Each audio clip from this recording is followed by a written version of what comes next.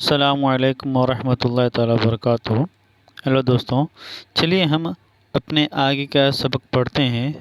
آگے کی طرف چلتے ہیں۔ تو چلیں ہم شروع کریں۔ لیکن نہ جانے سرکار دو عالم صلی اللہ تعالیٰ علیہ وسلم کے غلام کون سا جذبہ اور ایمان کی کون سی طاقت لے کر آئے تھے کہ یہ پیکر سطوت عمارتیں ان کی یلغار کو نہ روک سکی۔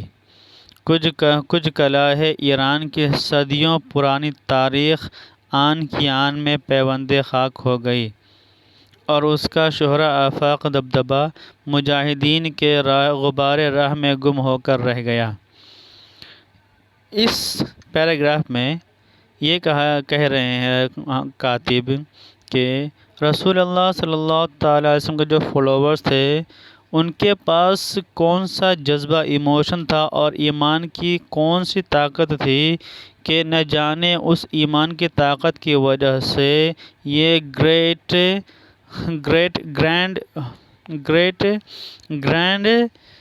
بلڈنگ آف کسریٰ پیلیس، مجاہدین اسلام کی یلغار ان کے حملوں کو روک نہ سکی اور اس کے نیچے آ کر دب کر خاک ہو گئی، یعنی ٹوٹ پھوٹ گئی، مسمار ہو گئی، منہدم ہو گئی۔ اور ایران کے بادشاہوں کی جو صدیوں پرانی روایات تھی اور صدیوں پرانی جو ہسٹری تھی، ان سب پرانی ہسٹریوں کو مجاہدین اسلام نے خاک کر دیا، فنا و برباد کر دیا، نیست و نابود کر دیا۔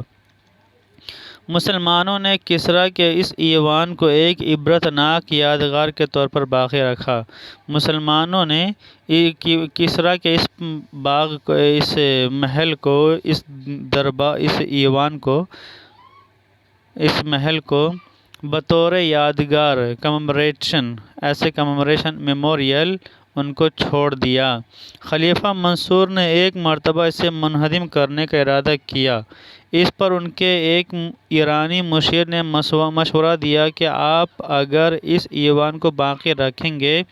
تو اس سے ہر دیکھنے والے پر یہ تاثر قائم ہوگا کہ مسلمانوں کے ساتھ یقیناً اللہ تعالیٰ کی مدد شامل تھی، ورنہ عرب کے بے سر و سامان صحرا نشین اس جیسے ایوان کو ہرگز فتح نہ کر سکتے۔ مسلمانوں نے کسریٰ کے اس محل کو، اس ایوان کو بطور یادگار چھوڑ دیا تھا۔ جب خلیفہ منصور کا وقت آیا، حکومت آئی، تو خلیفہ منصور نے اسے منہدم یعنی مسمار ڈیمولش کرنے کا ارادہ کیا۔ اس وقت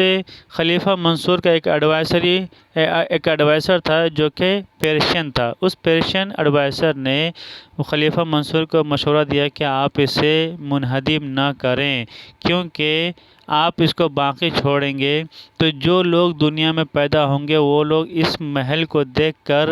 خیال کریں گے، ان کے ذہن میں یہ سوچ آئے گی یقیناً مسلمانوں کے ساتھ اللہ تعالیٰ کی معیت، اللہ تعالیٰ کی تائید اور مدد ساتھ تھی، لہٰذا اسی بنیاد پر وہ مسلمان جو کہ عرب کے صحرا میں رہتے تھے، ان کے پاس نہ صحیح سے کھانے پینے کی چیزیں موجود تھی، نہ حملہ کرنے کے لیے تلوار اور ڈھال موجود تھی، لہٰذا پھر بھی انہوں نے اس عظیم، اس طاقتور محل کو کر لیا، فتح کر لیا۔ اس کا مطلب یہی ہے کہ اللہ تعالیٰ کی مدد مسلمانوں کے ساتھ تھی۔ منصور نے مشورہ سنا، لیکن دل میں یہ خیال ہوا کہ شاید یہ مشیر ایرانی ہونے کی بنا پر اپنے آباء و اجداد کی یادگار قائم رکھنے کے لیے یہ مشورہ دے رہا ہے۔ چنانچہ خلیفہ نے مشورے کی پرواہ نہ کرتے ہوئے اسے منہدم کرنے کا حکم دیا۔ خلیفہ منصور کو جب ایرانی مشیر نے یہ مشورہ دیا تو خلیفہ منصور یہ مشورہ سن کر اس کے دل میں یہ بات آئی کہ یہ ایران کا رہنے والا ہے اور یہ سوچ رہا ہوگا کہ کسی طرح اس کے باپ دادا جو پرانے اسلاف گزرے ہیں اس کے، ان کی یادگار کو باقی رکھنے کے لیے اگر مسمار کر دیا جائے گا تو ان کی یادگار ختم ہو جائے گی، لہٰذا ان کی یادگار ختم نہیں ہونی چاہیے، ان کی یادگار کو باقی رکھنے کے لیے یہ ایسا مشورہ دے رہا ہے۔ یہ سوچ کر خلیفہ منصور نے ایرانی مشیر کے مشورے کی پرواہ نہ کیا، یعنی ان کی بات نہ مانتے ہوئے خلیفہ منصور نے کسریٰ کے محل کو توڑنے کا حکم دے دیا۔ لیکن جب ایوان کو توڑنا شروع کیا تو تھوڑا ہی حصہ توڑنے کے بعد معلوم ہوا کہ اس کے توڑنے پر اتنی زبردست لاگت آئے گی کہ اس کے ملبے سے اس کا بہت تھوڑا حصہ وصول ہوگا، اور اس طرح بہت سی قومی دولت ضائع ہو جائے گی۔ جب اس محل کو توڑنے کا حکم دے دیا اور تھوڑا ہی سا حصہ جب اس محل کا ٹوٹا تھا کہ تھوڑا سا حصہ اس کو ٹوٹا تھا کہ اتنا زیادہ خرچہ ہو گیا، تب اس وقت خلیفہ منصور نے حساب لگایا کہ اگر اس کو پوری طرح توڑ دیا جائے تو بہت زیادہ ایکسپینڈیچر بڑھ جائے گا، اور اس محل کو توڑنے کے بعد جو کچھ ہم کو بیچنے سے ہمیں جو منی ملے گی، دولت ملے گی، وہ دولت ہمارے ایکسپینڈیچر سے بہت لیس ہوگا، یعنی ایکسپینڈیچر زیادہ ہے اور آؤٹ گوئنگ زیادہ ہے، انکم کم ہوگا۔ اس موقع پر منصور نے اسی مشیر کو پھر بلا کر مشورہ کیا۔ اس نے کہا کہ میں نے آپ کو پہلے ہی مشورہ دیا تھا کہ اسے نہ توڑیں، لیکن اب میں آپ کے لیے یہ بات عار سمجھتا ہوں کہ کہنے والے یہ کہیں کہ ایرانیوں نے ایسی عمارت بنائی تھی کہ آپ لوگ اسے منہدم کرنے پر بھی قادر نہ ہوئے، لہٰذا اب میرا مشورہ یہ ہے کہ اسے ضرور توڑا جائے۔ جب خلیفہ منصور نے دیکھا کہ اس کے توڑنے میں اتنی بڑی لاگت لگ رہی ہے تو اس نے دوبارہ اسی ایرانی مشیر کو بلا کر مشورہ کیا کہ اب کیا جائے۔ تو اس وقت ایرانی مشیر نے کہا کہ دیکھیے حضرت، ہم نے آپ سے پہلے ہی کہا تھا کہ اسے نہ توڑا جائے، مگر اب میں یہ سمجھتا ہوں کہ اسے ضرور توڑ دینا چاہیے۔ کیوں؟ اگر آپ نہیں توڑیں گے تو لوگوں کے دل میں یہ بات ابھرے گی کہ ایرانیوں نے ایسی عمارت بنائی تھی جسے خلیفہ منصور اور اس کے ساتھیوں نے توڑ بھی نہ سکے، یعنی ہمیں مسلمانوں کو توڑنے کی طاقت بھی نہ تھی، توڑنے پر قادر بھی نہ ہو سکے، لہٰذا میرا مشورہ تو یہی ہے کہ اسے توڑ دیا جائے۔ خلیفہ منصور پھر شش و پنج میں پڑ گئے، لیکن غور و فکر کے بعد آخر میں فیصلہ یہی کیا کہ کام بند کر دیا جائے، کیونکہ اس میں دولت کا بڑا ضیاع ہے۔ چنانچہ یہ ایوان اس وقت سے باقی چلا آتا ہے۔ جب خلیفہ منصور کو اس ایرانی مشیر نے دوسری مرتبہ مشورہ دیا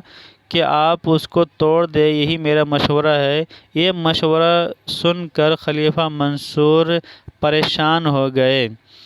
آخر میں انہوں نے جب خود ہی غور و فکر کیا تو ان کا فیصلہ یہی نکلا، انہوں نے یہی فیصلہ لیا کہ نہیں، اس محل کو نہ توڑا جائے بلکہ یہیں پر کام ختم کر دیا جائے، کیونکہ اس کے توڑنے میں جو ایکسپینڈیچر ہے وہ بہت زیادہ ہے، اور اس طرح قومی دولت، نیشنل پراپرٹی اور نیشنل ویلتھ کا بہت زیادہ لاس ہو جائے گا۔ چنانچہ اس زمانے سے لے کر اس زمانے تک، یعنی اس زمانے سے ابھی تک یوں ہی وہ محل چلا آ رہا ہے، یعنی خلیفہ منصور کے بعد کسی نے بھی اس محل کو توڑنے کی کوشش نہیں کی۔ عربی کے مشہور شاعر بہتری نے اس ایوان کی منظر کشی میں ایک معرکۃ الآراء قصیدہ کہا ہے، جس کے بارے میں کہا جاتا ہے کہ عربی زبان میں اس سے بہتر قصیدہ سینیہ نہیں کہا گیا۔ عربی کے ایک بہت ہی بڑے مشہور شاعر ہیں جس کا نام ہے بہتری۔ انہوں نے اس محل کے بارے میں ایک بہت ہی مشہور قصیدہ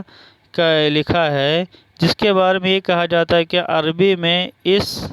قصیدہ سینیہ سے بہتر کوئی اور قصیدہ سینیہ نہیں ہے۔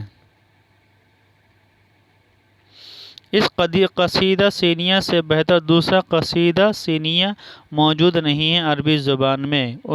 ان کی اس قصیدے کے بارے میں یہ بات کہی جاتی ہے۔ اور بہتری کے دو قصیدے ایسے ہیں، ایک ایوان کسریٰ کی منظر کشی میں اور دوسرا متوکل کے بنائے ہوئے ایک تالاب کی تعریف میں، کہ اگر وہ ان دو قصیدوں کے سوا کچھ نہ کہتا تو بھی وہ اس کی شاعرانہ عظمت کے لیے کافی تھے۔ بہتری کے دو قصیدے عربی زبان میں دو قصیدے ہیں، ایک تو ایوان کسریٰ کے متعلق، اس کے منظر کشی کے متعلق، دوسرا متوکل باللہ نے جو تالاب بنایا تھا اس تالاب کی تعریف میں۔ جو دو قصیدے بہتری نے کہے ہیں، ان دو قصیدوں کے علاوہ اگر بہتری کوئی اور قصیدہ کوئی اور شاعری نہیں کہتا تب بھی صرف اور صرف بیس on these two poetry، اس دو پوئٹری کے بیس پر ان کی شاعرانہ عظمت کافی ہو جاتی، یعنی کہ وہ گریٹ شاعر تھے۔ یہ بات کو تسلیم کرنے کے لیے، یہ بات کنونس کرنے کے لیے اتنا ہی کافی تھا کہ ان کی یہ دو شاعری،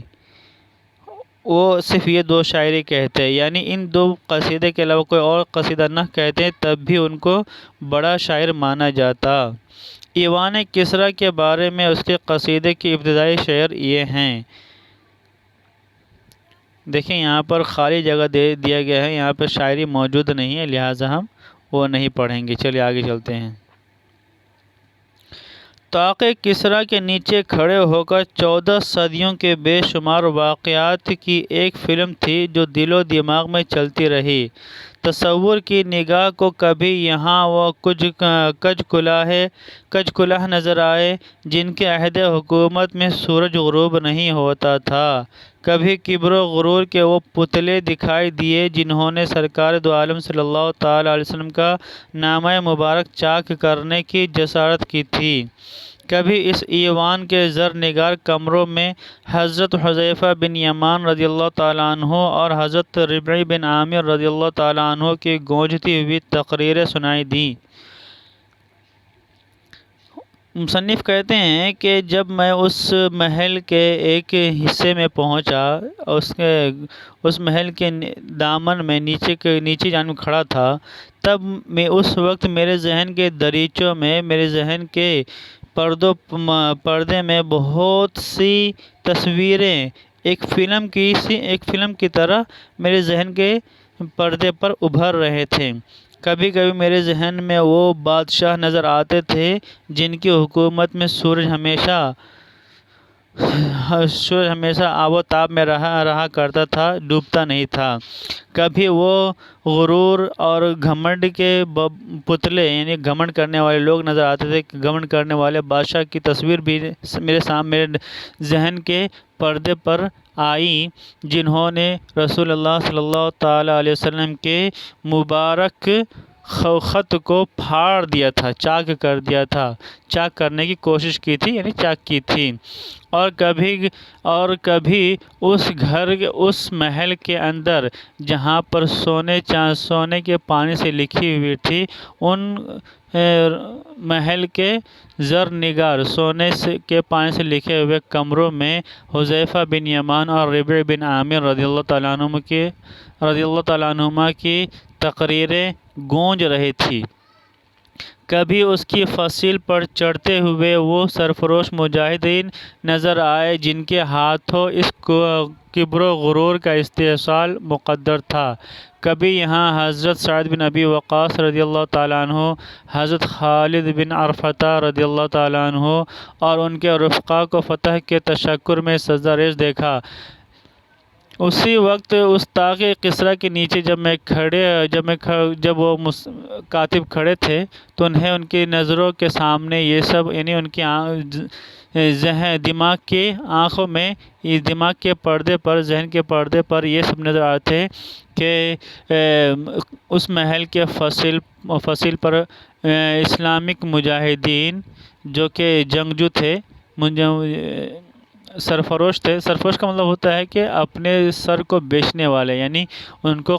قتل ہونے سے ڈر نہیں ہوتا ہے، ڈرتے نہیں، تو وہ نڈر مجاہدین نظر آئے جن کے ہاتھوں سے اللہ تعالیٰ نے اس گھمنڈی اور متکبر بادشاہ کو موت عطا کیا۔ کبھی یہاں پر سعد بن ابی وقاص اور خالد بن عرفہ اور ان کے جو دوست تھے ان سبھی کو اس محل کے اندر فتح کے شکرانے کے طور پر سجدہ کرتے ہوئے دیکھے۔ غرض کہ نہ جانے ماضی کی کتنی دل آویز تصویریں تھیں جو چند لمحوں میں نظروں کے سامنے سے گزر گئی۔ یعنی آپ کیا ہے اٹول کہ ماضی میں جتنی بھی واقعات ہوئی تھی اس محل کے متعلق وہ سب واقعات میرے ذہن کے پردے سے یکے بعد دیگرے گزرتے گئے، چند لمحوں میں گزرتے چلے گئے، اور جب اس عالم تصور سے جیتی جاگتی دنیا کی طرف واپس ہوئی تو حسین تصورات کا یہ سارا محل زمین پر آ گیا۔ اور جب کہتے ہیں کہ جب میرے خیالوں کے دریچے بند ہوئے اور میں حقیقت ریالٹی ورلڈ میں آ گیا تب مجھے پتہ چلا جب یہ کاتب جو ہے مؤنث ہے، اوکے، فیمیل ہے، تو وہ کہتی ہیں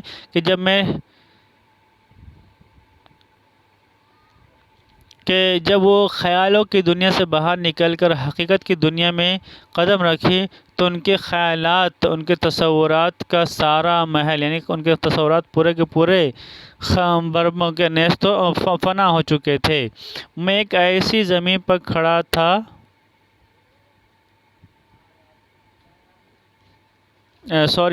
یہ رائٹر جو ہے مؤنث نہیں مذکر ہے، دیکھیے یہاں پر کھڑا تھا وہ کہہ رہے ہیں، میں ایسی زمین پر کھڑا تھا، اوکے، تو یہ مطلب یہ رائٹر مؤنث نہیں مذکر ہے، فیمیل نہیں میل ہے، اوکے۔ میں ایک ایسی زمین پر کھڑا تھا جو فاتحین مدائن کے نام لیواؤں پر تنگ ہو رہی تھی، جہاں انہی صحرا نشینوں کی ہم جیسی ناخلف اولاد وسائل و اسباب کی فراوانی کے باوجود ایمان و یقین کی اس دولت سے محروم ہوتی جا رہی ہے جو روم و ایران کی تسخیر کا حوصلہ پیدا کرتی ہے۔ جب میں اس تصورات کی دنیا سے باہر نکل کر حقیقت کی دنیا پہ قدم رکھی تو مجھے پتا کیا ہے تو میرے تمام تصورات پانی میں مل گئے، یعنی فنا ہو چکے تھے۔ میں ایسی زمین، وہ کہتی ہیں، وہ کاتبہ کہتی ہیں کہ میں ایسی زمین پہ کھڑی تھی جو مدائن کو فتح کرنے والوں کے فالوورز پر تنگ ہو رہی تھی، مطلب وہ مدائن فتح کرنے والے مسلمانوں پر وہ مدائن تنگ ہو رہی تھی، وہ زمین تنگ ہو رہی تھی۔ کیوں اسی زمین پر عرب کے رہنے والے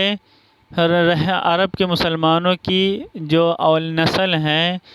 یعنی ناخلف مطلب کہ اپنے اسلاف کا اپوزٹ، ناخلف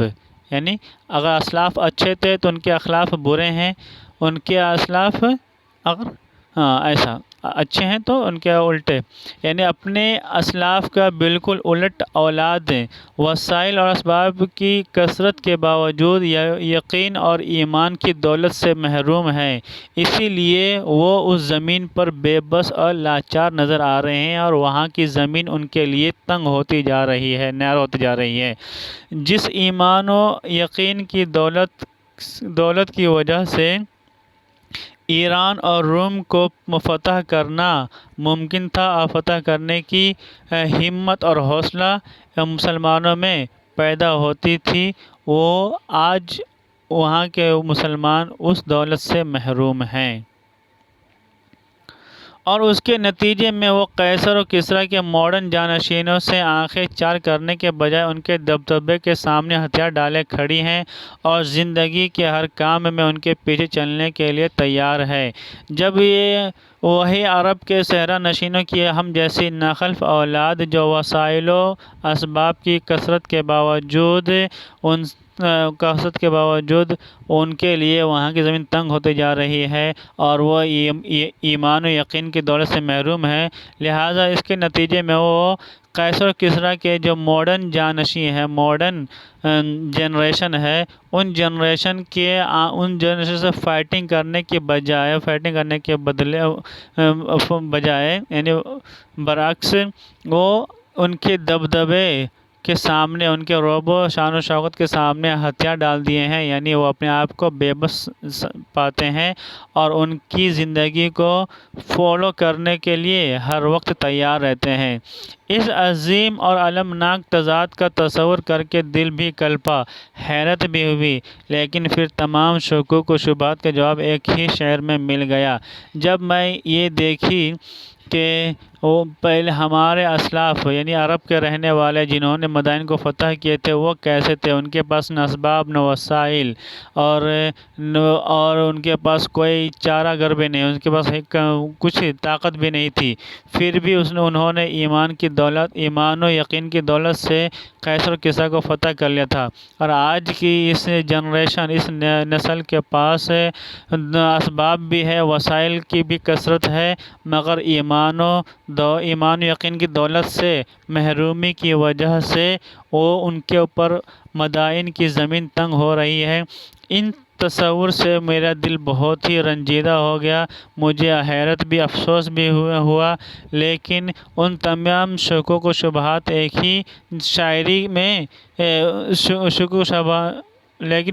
شکوک و شبہات کا جواب مجھے ایک ہی شاعری میں مل گیا۔ جب میں نے ایک شاعری پڑھی تب مجھے اس شاعری میں ان سبھی شکوک و شبہات کا جواب مل گیا۔ وہ یہ تھا کہ حیرت نہ کر بدن کو میرے چور دیکھ کے، ان رفعتوں کو دیکھ جہاں سے گرا تھا میں۔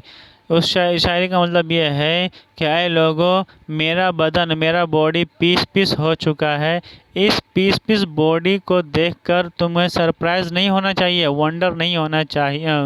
تمہیں حیرت اور افسوس نہیں ہونی چاہیے کہ میرا باڈی کتنا پیس ہو گیا ہے، بلکہ تمہیں تو وہ جگہ دیکھنی چاہیے جو میں اتنے گریٹ پوزیشن سے فال ہو گیا ہوں۔